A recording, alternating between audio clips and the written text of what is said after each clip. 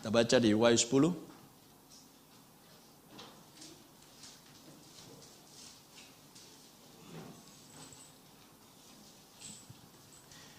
Wahyu 10 ayat 1. Dan aku melihat seorang malaikat lain yang kuat turun dari surga. Tidak lain adalah Kristus sendiri.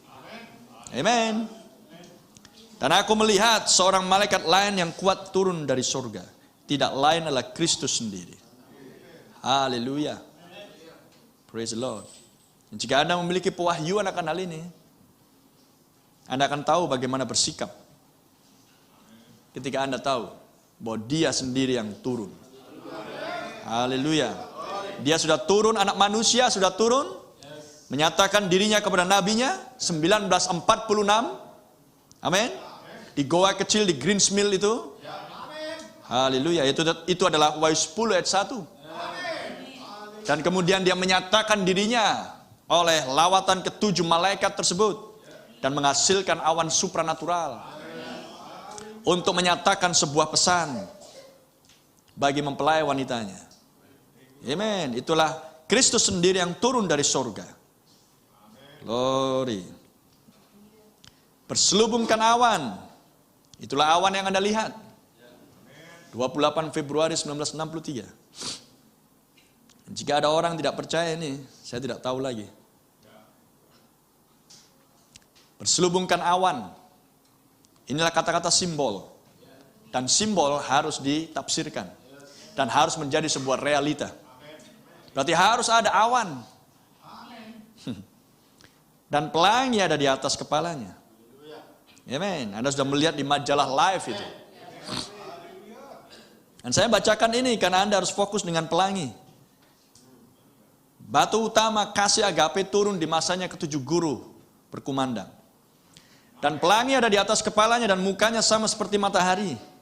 Dan kakinya bagaikan tiang api. Praise the Lord. Tiang api lah, tiang api. Anda tidak perlu menafsir. Anda melihat di perjanjian lama yang memimpin Israel pada waktu malam. Tiang api. Tiang api yang sama turun di loteng Yerusalem.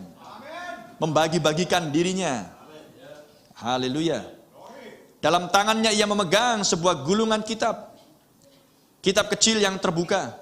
Anda harus melihat namamu di situ. Ia menginjakkan kaki kanannya di atas laut dan kaki kirinya di atas bumi. Sebuah otoritas tertinggi. The supreme authority. Otoritas tertinggi. Amen. Dialah yang utama. Sekarang dia menginjakkan kakinya yang satu di bumi, kakinya yang satu di atas laut. Haleluya. Dia mengambil kuasa sepenuhnya. Sekalipun dunia sedang dikuasai oleh misteri Babel, seluruh dunia, semua bangsa-bangsa, tidak ada yang terkecuali, dikuasai oleh misteri Babel. Ada amin? Lihat secara militer. Dia sudah menguasai Washington. Dia sudah berkuasa atas Amerika Serikat. Dan lihat apa yang dilakukan oleh Amerika Serikat secara geografik global. Peta militer.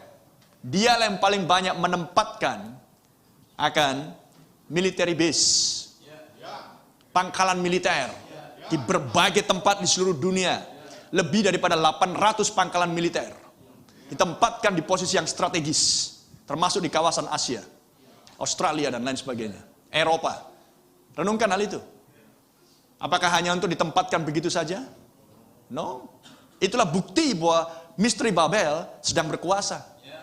Di masa yang seperti ini, seperti zaman dulu di zaman Nimrod, untuk membuat bangsa-bangsa tunduk hanya ada satu dengan kekuatan, yaitu adalah kekuatan militer.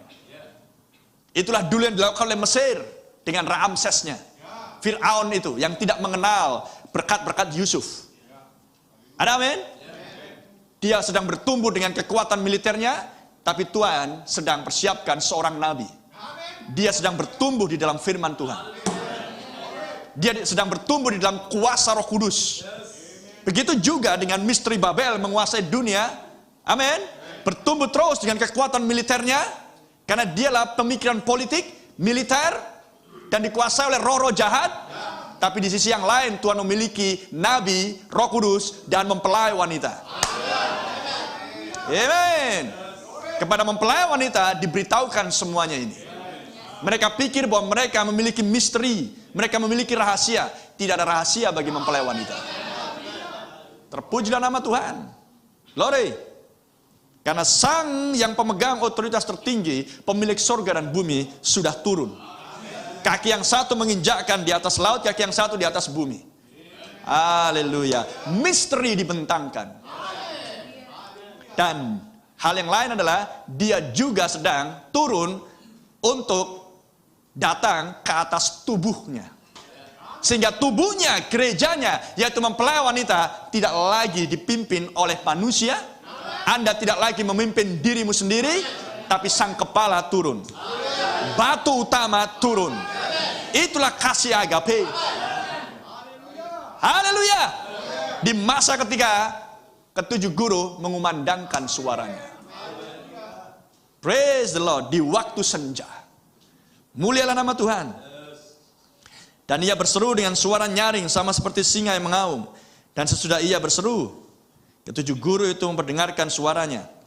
Dan sesudah ketujuh guru itu selesai berbicara, aku mau menuliskannya. Tetapi aku mendengar suatu suara dari sorga berkata, meteraikanlah apa yang dikatakan oleh ketujuh guru itu dan janganlah engkau menuliskannya. Haleluya. Terpujilah nama Tuhan. Saya baca di Yohanes 3:16.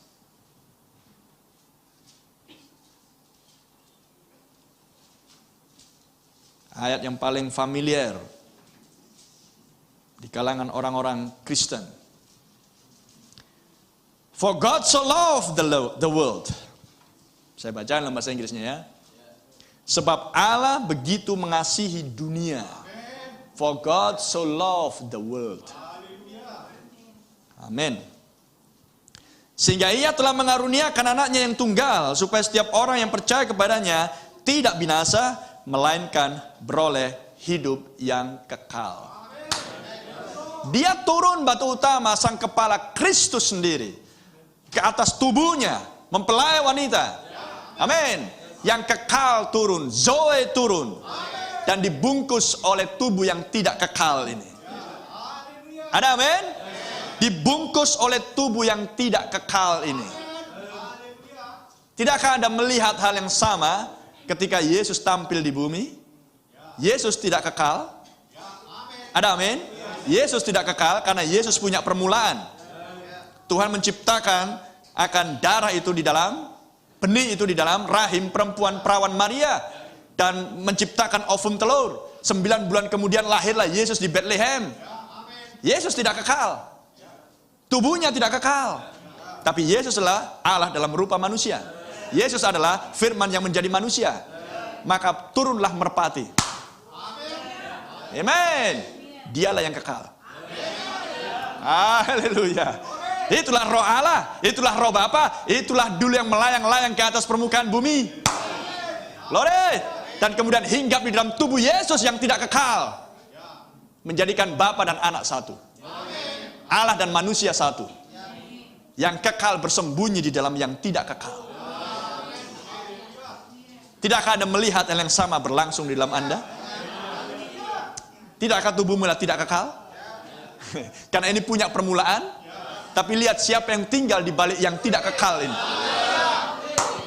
Haleluya. Tidakkah Anda merasakan dan menikmati dan mengetahui bahwa itulah kasih agapo? Dan bahwa dia dalam rupa merpati sedang memimpin domba menuju kepada kemuliaan? Terpujilah nama Tuhan. Haleluya. Sebab begitu besar kasih Allah. Karena sebab Allah sungguh sangat mengasihi dunia ini. Amen. Dunia yang mana yang Tuhan inginkan? Dunia yang sudah ada di dalam pikiran Allah sebelum dasar dunia ada. Sebuah dunia yang tidak bisa berdosa. Terpujilah nama Tuhan. Karena dunia yang sekarang adalah kosmos. Tatanan dunia miliknya setan. Dan yang disebut Edennya setan. Tapi Tuhan memiliki dunianya dulu yang tidak cemar. Sehingga menempatkan Taman Eden, Firdaus itu di bumi, menjadi kantor pusatnya bumi. Dan Tuhan akan mengerjakannya lagi. Amin. Karena Tuhan bukan mau mengganti, Tuhan mau memulihkan. Tuhan bukan replacement, menggantikan. Tuhan bukan penggantian. Tidak, apa yang sudah ada yang rusak Tuhan pulihkan. Itulah sebuah kebangkitan. Itulah resurrection. Terpujilah nama Tuhan.